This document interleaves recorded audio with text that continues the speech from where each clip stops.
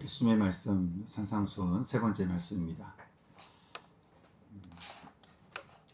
여러분, 우리가 이렇게 매주일 모여서 교회 모여서 예배를 드리는 데는 이유가 있습니다. 두 가지 이유가 있는데, 저는 이 두 가지 이유를 여러분이 꼭 기억하셨으면 좋겠는데, 왜 꼭 이렇게 주일에 모여서 예배를 드려야 될까? 첫째는 예수님을 만나기 위해서입니다. 도대체 예수님이 누구시길래 내 삶을 구원하시고 또 내 삶을 새롭게 하시는가? 예수님이 길이요 진리요 생명이라고 그러는데, 이 예수님을 만나서 내가 가야 할 길을 찾고 내가 붙들어야 할 진리를 발견하고 나를 살게 하는 생명을 얻는 이 시간이 바로 우리가 함께 모여야 되는 이유인 것이죠. 또 한 가지가 있습니다.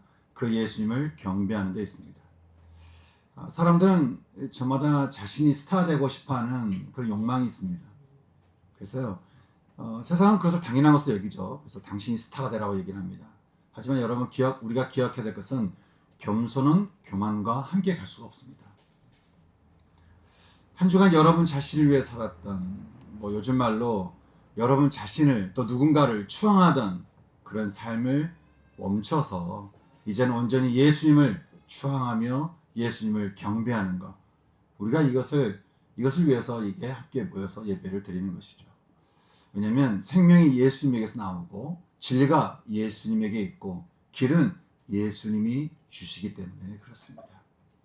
사랑하는 성도 여러분, 저는 오늘 이 시간에도 여러분 모두가 다 예수님을 만나셔서 여러분의 길을 열어가시고 진리를 만나게 하시며 생명을 주시는 그런 은총이 저는 여러분 모두에게 있을 수 있기를 예수님의 이름으로 축복합니다.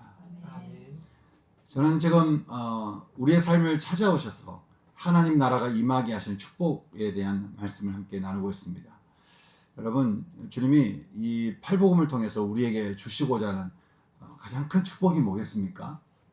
하나님의 나라인 것이죠. 어떤 사람도 아니고 물질도 아니고 하나님 나라입니다. 여러분, 외국에 이렇게 보게 되면 우리 이제 그 영남자매도 지금 이태리인가인 같은데, 외국에 보면 다들 보면 이렇게 자신의 고향을 떠나서 이민 온 사람들이 많습니다. 스스로 남이 되는 거예요.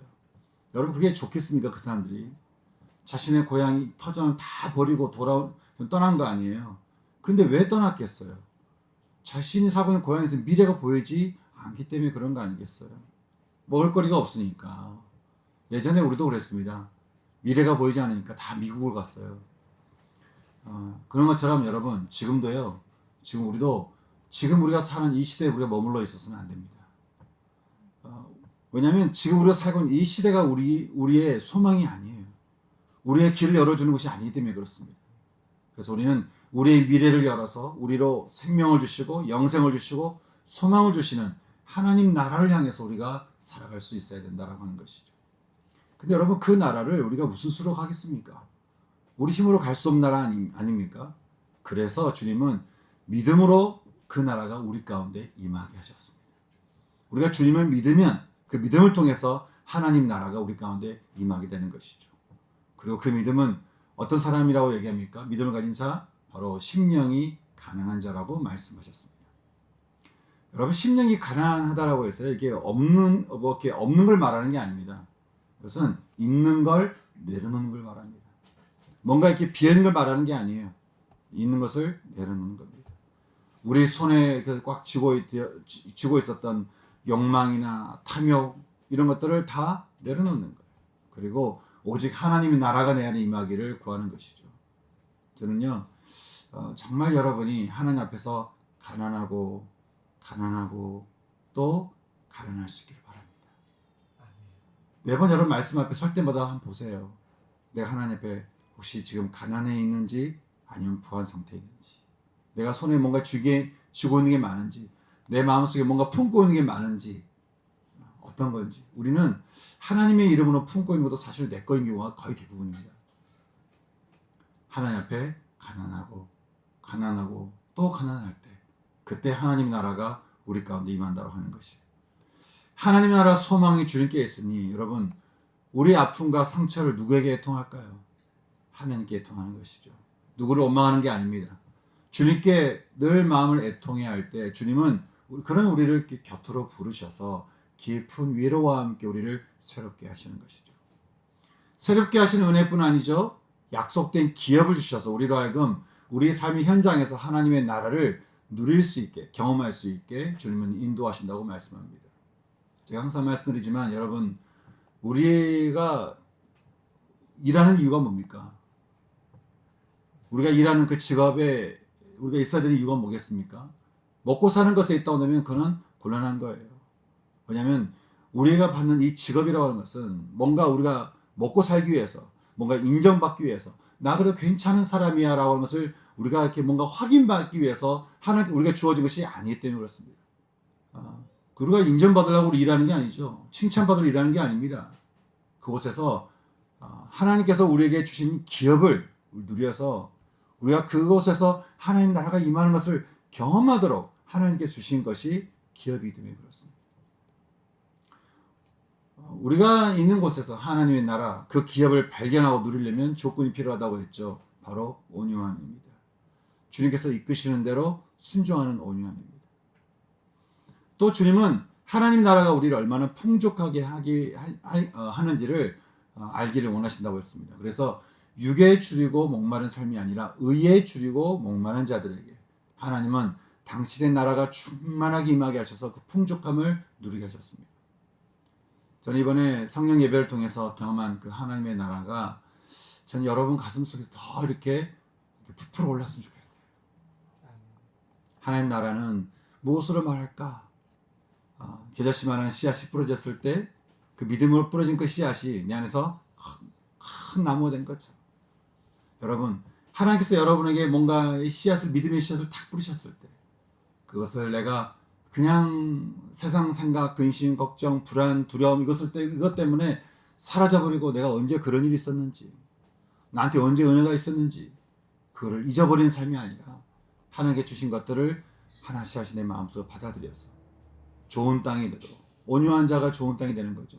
마음의 온유함으로 주신 씨앗을 받아들이고 심고 또 심어서 그 하나님의 나라가 내 안에서 풍성해지는 그런 은혜가 참 우리 가운데 있기를 소망하는 것이죠. 그러면요 여러분, 무엇보다도 우리가 영적인 것에 줄이고 목말라야 됩니다. 뭔가 어떤 탐욕과 어떤 성취와 인정과 칭찬과 명예, 여러분 기억하실 것은 그것 때문에 천사가 타락해서 하나님을 배반했다는 사실을 잊지 마시기 바랍니다. 늘 의에 줄이고 목말라 하면서 심령이 겸손함으로, 온유함으로, 의에 줄이고 목말라 함으로 그렇게 살아갈 수 있는 저와 여러분 되시기를 바라는 것이죠. 이제 주님은 우리에게 또 다른 축복의 세 가지를 말씀하고 있는데 바로 제일 첫 번째는 7절 말씀입니다. 우리 7절 말씀을 같이 읽겠습니다. 시작. 긍휼히 여기는 자는 복이 있나니 그들이 긍휼히 여김을 받을 것입니다.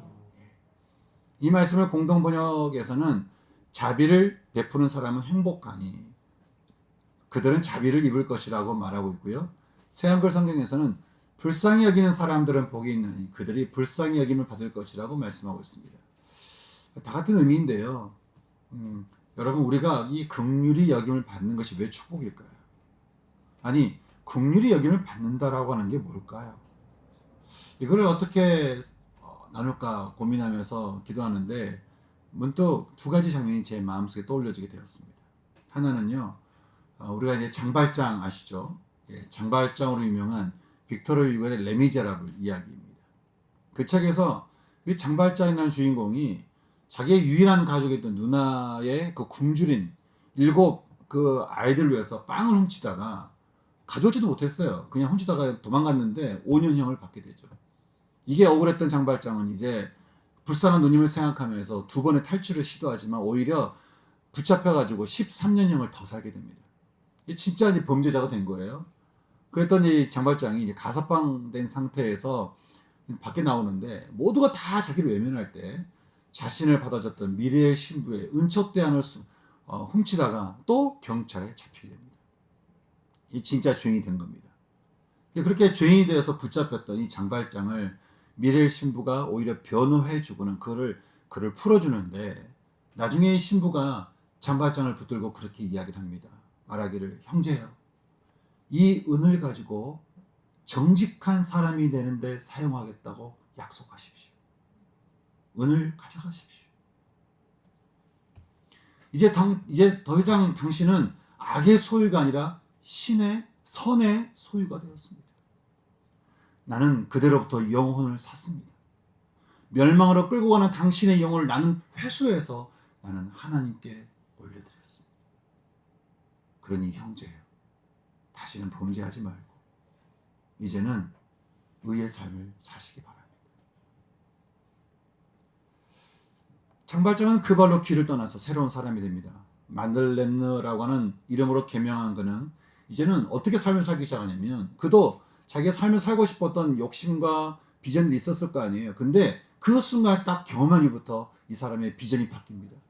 꿈이 바뀝니다. 어떤 비전이었을까요?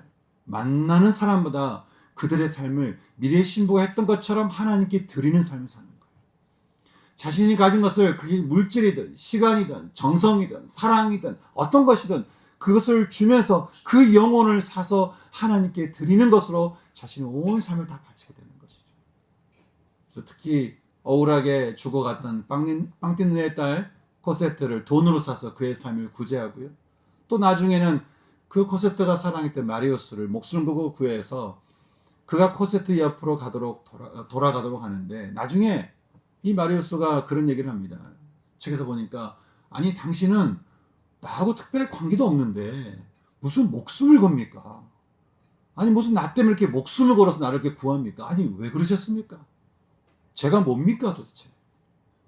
그때 장발장이 갑자기 일어서서 미래의 신부가 주었던 십자가를 탁 떼가지고 그의 손에 쥐어주게 됩니다. 이것 때문이었다는 것이죠. 제가 긍휼이라는 단어를 묵상할 때 이 이야기가 떠올려진 이유가 여기에 있습니다. 여러분, 주님이 말씀하신 긍휼이라고 하는 것은요, 누군가를 그냥 불쌍히 여기는 마음이 아니에요. 아이고 참 불쌍하다, 안 됐다, 이게 아니에요. 주님이 말씀하신 이 긍휼히 여긴다라는 것은 그 사람 묶고 있는 그 모든 묶임에서 그 사람을 풀어주는 거예요. 그리고는 그 사람이 완전히 새로운 사람이 되도록 리셋시켜주는 거예요. 그런 여러분, 주님부터 긍휼함을 받은 사람은 어떤 사람이 됩니까? 주님께서 나를 불쌍히 여기는 것으로 끝나는 것이 아니라 내 모든 묶임에서 나를 풀어줘서 나라는 사람을 리셋시켜주는 거예요. 완전히 새롭게 해주는 거예요. 여러분, 주님이 우리를 그렇게 해서 우리를 구원하시지 않았습니까? 그냥 불쌍히 여기시는 것으로 끝나지 않았잖아요. 만약 그냥 아유 불쌍하다 그럴 것 같았으면 주님이 뭐하러 인간이 되셔서 우리를 위해 십자가에서 죽으셨겠습니까?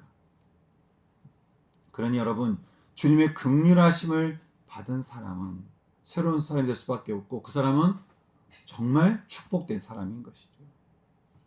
제가 또 하나 긍휼을 생각하면 떠오르는 장면이 있습니다. 바로 러시아의 문학가 도스토옙스키의 한 장면인데요. 도스토옙스키가 실제로 이게 반정부 독서 모임을 하다가 붙잡혀서 사형을 당하게 됩니다. 근데 이제 그를 포함해서 15명의 사형수가 쫙 서가지고 이제 장교가 판결문을 딱 읽어요. 그러고 나서는 3명씩 눈을 가려서 이제 총살을 하게 되는데, 먼저 한 그룹이 나와서 이제 자기가 보는 앞에서 총살을 당해요. 그도 이제 눈을 딱 가리우고 이제 총을 맞아 죽을 준비를 딱 하는데, 여러분 정말 죽음 딱 그 앞에 얼마나 많은 생각이 왔다 갔다 했겠어요.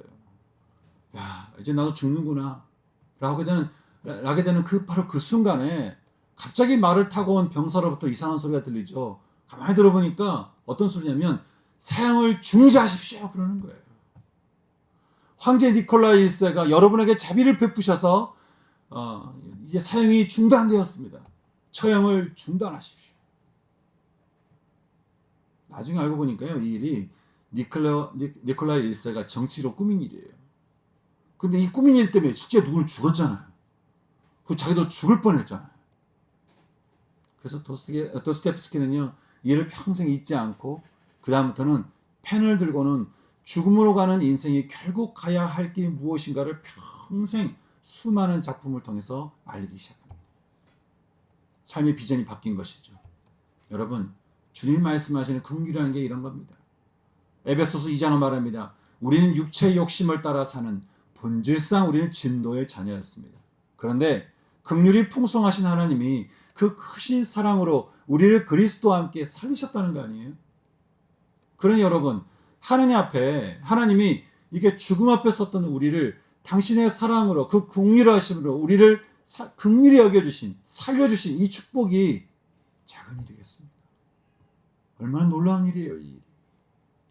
근데 여러분, 이 주님의 긍휼하심이 딱 한 번만 끝나는 일입니까? 그렇지 않잖아요. 우리가 기도할 때마다, 회개할 때마다, 주의 이름을 부르질 때마다 주님이 내 삶을 어떻게 하십니까? 불쌍히 여겨주시고 늘 우리 인생을 레센시켜 주시잖아요. 늘 새롭게 해주시잖아요. 그래서 주님이 긍휼히 여겨주심이 한 번은 끝나는 것이 아니라 끊임없이 주시는 축복이잖아요. 그러니 여러분, 이 멈추지 않는 긍휼의 복을 받은 우리가 해야 할 일이 뭐겠습니까? 끊임없이 우리를 리셋돼요. 끊임없이 주님 우리를 새롭게 돼요. 우리는 오늘도 새롭게 되고 내일도 새롭게 될 것입니다. 모레도 새롭게 될 것입니다. 우리는 매 순간 새롭게 될 것입니다. 여러분, 매 순간 새롭게 될 이제는 우리가 어떤 삶을 살아야 되겠습니까? 우리도 누군가에 대해서 내가 그 사람이 이해되지 않고 나에게 상처를 준 사람이라고 할지라도 주님이 나에게 하셨던 것처럼 우리도 그들을 불쌍히 여기고 긍휼히 여기면서 그 사람의 죄를 탕감해 줘야 되는 거 아니겠어요? 장발장이 자신을 무조건 잡으려고 했던 경찰 자베르를 용서한 것 같이 도스토옙스키가 그의 작품에서 그 작품을 보면 하나같이 다 살인자들이 나옵니다. 자기 의로움으로 사람을 살인하기도 하고요. 또 욕심으로 살인하기도 하고요. 하여간 인간의 죄성을 통해서 사람을 죽이는 그 주인공들이 나와요. 근데 그 한 사람 한 사람을 주님께로 인도해서 그 사람이 풀어져 가는 것을 우리에게 보여준 거죠. 여러분, 우리의 삶도, 우리 비전도, 우리 꿈도, 우리 인생도 그렇게 되지 않겠습니까? 그렇게 살아봐야 되지 않겠습니까? 저는 주님이 우리를 이 교회로 부르신 이유도 거기 있다고 믿습니다. 하나님께서 우리를 이곳에 부르신 비전이 뭘까요? 이유가 뭘까요? 우리끼리 잘 사는 걸까요? 이곳에서도, 교회에서도 인정받고 칭찬받으라고 하는 걸까요? 은혜를 받은 대로 은혜를 나누고 또 은혜를 모르는 이들을 불러서 함께 하나님의 나라 안에 살도록 주님께서 우리를 이곳으로 부르신 거 아니겠어요? 우리는 어떤 삶을 살고 있을까요? 우리는 과연 긍휼히 여기는 자의 삶을 살아가고 있을까? 주님이 말씀합니다. 그들에게 하나님의 나라가 임할 때에 그들은 긍휼히 여김을 받을 거라는 거예요. 그리고 야고보 선생이 말합니다. 긍휼을 행하지 않는 사람에게는 긍휼 없는 심판이 있으리라. 하지만 긍휼은 심판을 이기고 자랑하느니라. 사랑하는 성도 여러분, 저는 저와 여러분의 삶이 우리를 끊임없이 긍휼히 여겨주시는 그 긍휼하심의 은혜를 따라서 날마다 우리도 새롭게 되고 또 그것을 이제 갚아나갈 수 있는 그런 비전을 가지고 살아갈 수 있는 전 저와 여러분의 삶이 될 수 있기를 예수님의 이름으로 축복합니다. 이제 또 주시는 축복이 있죠. 바로 하나님을 보는 축복입니다. 하나님을 본다라고 하는 것은요, 두 가지 의미가 있습니다. 하나님을 경험하는 것과요, 또 종말론적인 표현인데 천사들이 하나님을 대면하고 있잖아요. 천사들이 하나님을 대면한 것 같은 특권을 우리도 받게 된다는 것을 말합니다. 여러분 하나님을 직접 보게 된다는 것에 대해서 어떻게 생각하십니까? 우리는 우리가 경험한 권위자의 모습으로 하나님을 오해하는 경우가 많습니다. 그래서요, 누군가에게는 하나님을 대면한다라고 하는 것이 굉장히 들뜨고 흥분된 일인데 어떤 사람에게는 하나님을 대면하는 것처럼 부담스러운 게 없는 거예요. 하나님을 직접 대면한다고 하는 사실이 들뜨고 기쁜 일이 아닌 거예요. 그러니까 여러분 어떠십니까? 근데 여러분, 우리 마음이 어떠한 것 상관없이요, 하나님은 우리를 얼마나 보길 원하시는지 몰라요. 그 대표적인 게 제사죠. 출애굽기 23장 17절 말씀 보면요, 하나님께서는 제사를 통해서 정기적으로 너희는 나에게 보여라 라고 얘기를 하고 있어요. 그 제사의 목적이 하나님을 보는 것에 있기 때문에 그렇다는 것이죠. 또 시편 24편에서도 누가 주의 성산 성전에 오르는가 말하면서 그 목적이 하나님의 얼굴을 구하는 것에 있다, 만나는 것에 있다라고 말씀하고 있고요. 지금도 요한복음 4장에서 아버지께 참되게 예배하는 자들은 영과 진리로 예배할 때가 오나니 곧 이때라고 말씀하시면서 아버지께서는 이렇게 자기에게 예배하는 자들을 찾고 있다. 다시 말해서 하나님은 예배를 통해서 우리를 만나기를 원하십니다. 왜냐하면 예배가 아니면 만날 수가 없으니까요. 우리의 죄성을 가지고는 하나님 만날 수가 없으니까요. 하나님 우리를 만나기 원하시고 또 우리가 하나님을 만나기를 원하신다고 하는 거예요. 제가 경험하건대 하나님 만나고 나니까요, 하나님은 우리의 모든 예상을 뛰어넘는 분이에요. 그런데 제가 나중에 하나님 만나고 보니까 웬걸? 하나님을 내가 완전히 모르고 있었더라고요. 하나님은 전혀 다른 분이더라고요. 이게 얼마나 놀라운지 흑기라는 일본의 한 신앙인이 그런 얘기를 한 거예요. 우리가 아는 하나님은 그냥 먼지 하나에 불과하대요. 하나님은 우주라고 하는 것이죠. 그럼 여러분, 우리가 평생 하나님을 아는데 얼마나 알겠습니까? 한 먼지 100개? 많아야 먼지 1000개? 그래봤자 먼지잖아요. 그럼 우리가 하나님을 안다고 말할 수 있겠습니까? 안다고 하는 것처럼 교만한 게 어디 있겠습니까? 저는 여러분 평생에 하나님이 진짜 어떤 분이신지, 그 사랑이 얼마나 깊으시고 얼마나 우리를 긍휼히 여겨주시는지를 깨달아갈 수 있는 그런 은혜가 여러분 가운데 있기를 소망하는 것입니다. 근데요, 그렇다고 우리가 반드시 어떤 예배를 통해서만 주님 만나는 건 아닙니다. 주님은 예배를 통하지 않고도 끊임없이 우리를 찾아오신다라고 하는 거예요. 마태복음 25장에서요, 주님은 의를 가진 자들에게 이렇게 말씀하셨습니다. 내가 주일 때 너희가 먹을 것을 주었고, 내가 목마를 때에 너희가 마시게 했으며, 내가 나그네 되었을 때에 너희가 나를 영접하였고, 내가 헐벗었을 때 너희가 나에게 옷을 입혔으며, 내가 병들었을 때에 너희가 나를 돌보았고, 내가 옥에 갇혔을 때에 너희가 와서 나를 보았느니라 라고 하신 거예요. 여러분, 이 말씀대로 하자면 주님은 우리에게 어떻게 찾아오신다는 거예요? 굶주린 자를 통해서, 목마른 자를 통해서, 나그네를 통해서. 아마 지금 영란이도 외국을 다니다 보면 수많은 나그네들이 있을 거예요. 이민자들. 어쩌면 그들을 통해서 우리 영란이 커플을 주님이 만나실지 모릅니다. 또 헐벗은 자를 통해서, 병든 자를 통해서, 감옥에 갇힌 자를 통해서 주님은 우리를 찾아오신다는 거예요. 주님이 말씀하셨습니다. 내가 진실로 진실로 너희에게 이르노니 너희가 여기 내 형제 중에 지극히 작은 자 하나에게 한 것이 곧 나에게 한 것입니다. 여러분은 한 주간 여러분을 찾아가신 주님을 얼마나 만나셨습니까? 그리고 그들에게 여러분은 어떻게 대하셨습니까? 아니, 발견하셨습니까? 저는 매주 제가 교회 올 때마다 제가 만나는 예수님이 있습니다. 제가 볼 때마다 참 그런 마음 들어요. 우리 시아가 그렇고요. 우리 유나가 그래요. 우리 주한이와 주영이가 또 그렇습니다. 그런데 우리가 이렇게 예배를 통해 또 작은 자를 통해 하나님을 만나는, 그래서 결국 종말의 날에 하나님을 대면하게 되는 이 감격스러운 복을 누리기 위해서는 주님께서 우리에게 말씀하신 게 있죠. 그러기 위해서 우리가 필요한 게 뭐라고 말씀하는 거예요? 마음이 청결해야 된다는 거예요.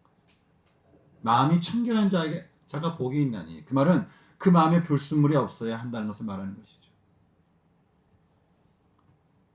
그 말은 네 마음이 두 마음, 세 마음 돼서는 안 된다는 거예요. 이 말은 우리가 청결하기 위해서 뭔가를 새롭게 해야 된다라고 하는 것을 말하는 게 아닙니다. 이 말은 마치 이런 것 같습니다. 우리가 이제까지 우리가 신고 했던 우리 신발을 벗는 거예요. 모세가 하나님 앞에 신발을 벗고 이스라엘을 빼내온 것처럼, 여호수아가 신발을 벗고 약속의 땅에 들어간 것처럼 신을 벗으라는 것이죠. 여러분, 우리가 이제까지 우리가 익숙해져 왔던 우리의 삶을 하나님 앞에 신발을 자꾸 벗지 않으면 우리는요, 하나님을 발견이 안 돼요. 아무리 말씀을 봐도 말씀에서 하나님이 안 보여요. 아무리 여러분 예배를 드려도요, 여러분 예배에 어떤 흥분됨이 있을지 모르겠지만 하나님은 못 봐요. 여러분 길거리에서 어쩌면 주님은 수많은 모습으로 우리에게 다가오시는데 그 주님을 놓쳐요.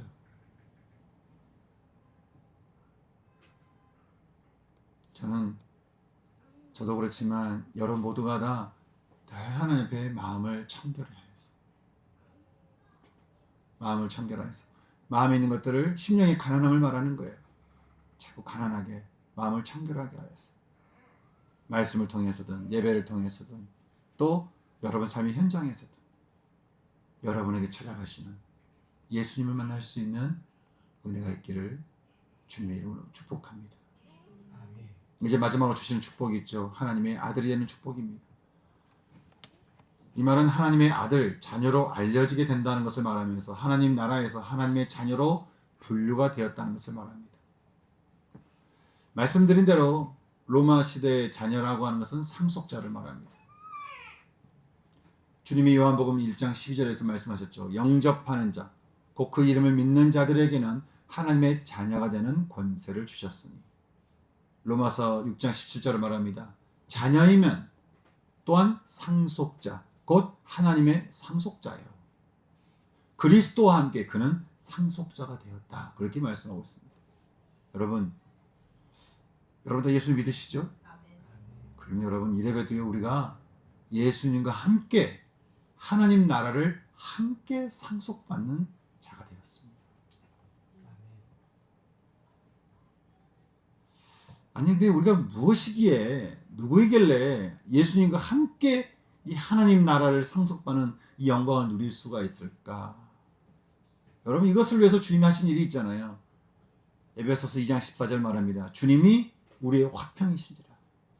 하나님과 둘로 갈라진 것을 하나로 만드사 원수된 것, 곧 중간에 막힌 담을 자기 육체로 십자가로 헐어버리셨다.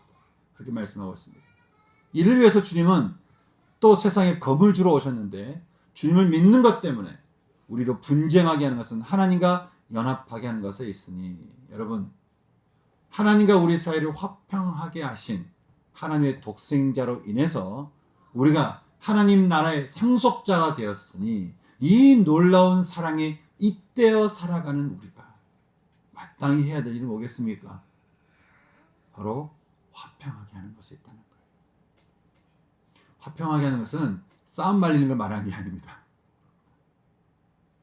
주님이 하신 것처럼 하나님과 나 사이에 주님이 화평하게 하신 것처럼 우리도 마찬가지죠.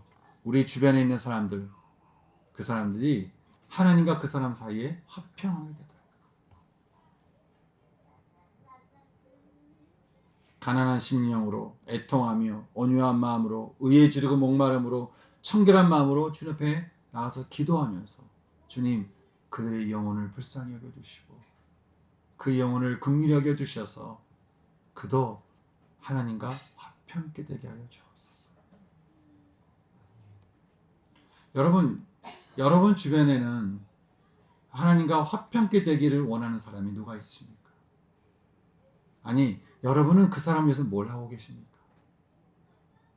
주님은 하나님과 우리 사이가 화평케 되기 위해서 자신의 목숨을 내놓으셨습니다.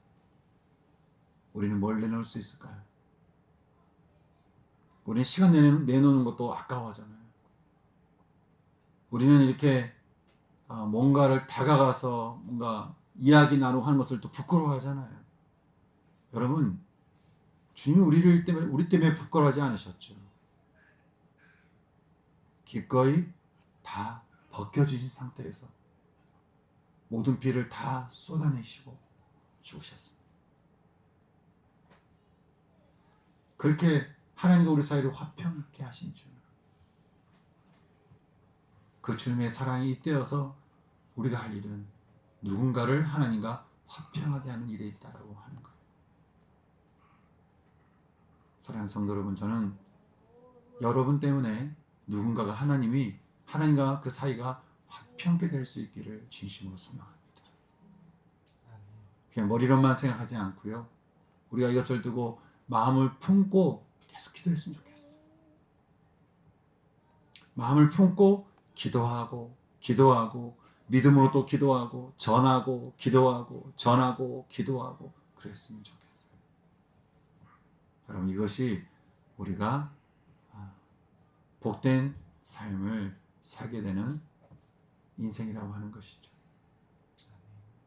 저는 오늘 우리에게 주시는 이 말씀을 우리가 좀 마음에 새기면서요,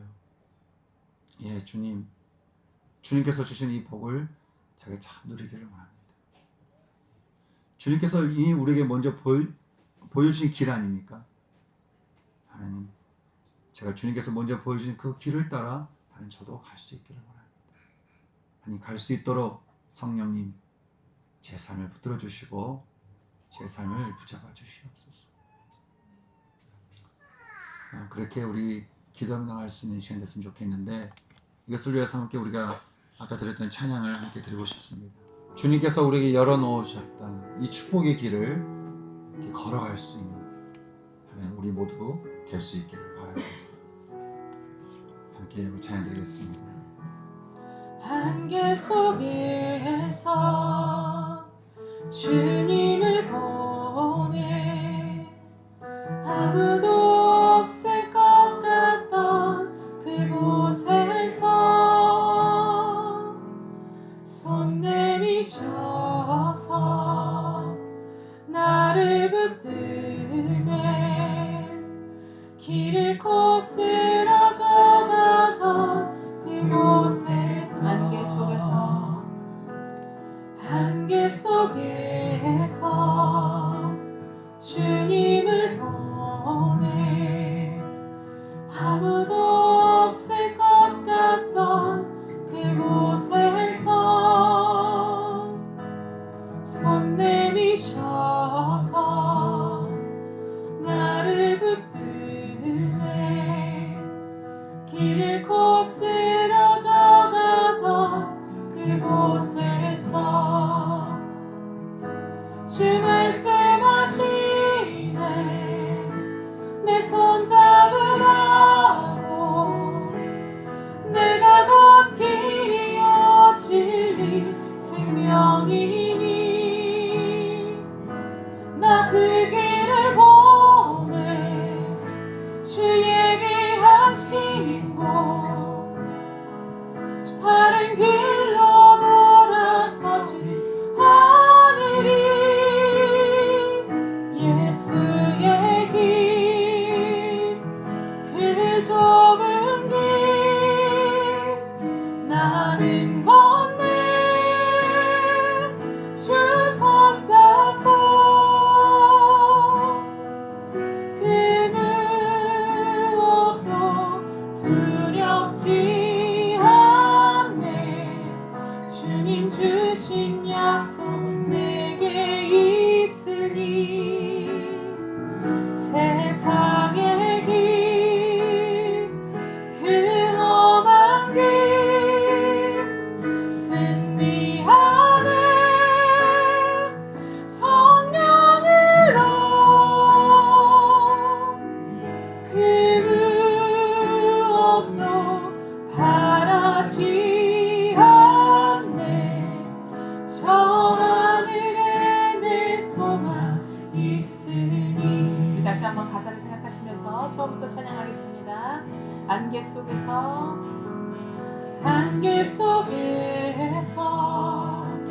주님을 보내 아무도 그곳에서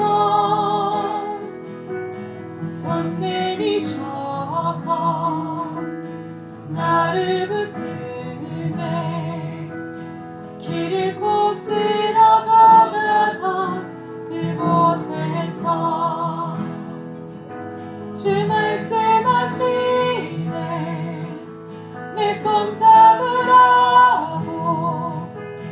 내가 곧 길이요 진리 생명이니 나 그 길을 보내. 주 예비하신 곳 다른 길로 돌아서지 않으리. 예수의 길, 그 좁은 길 나는 걷네. 주 손잡고 그 무엇도 두렵지 않네.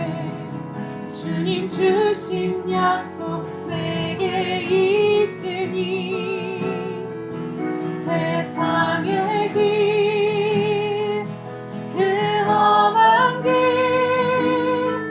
승리하는 성령으로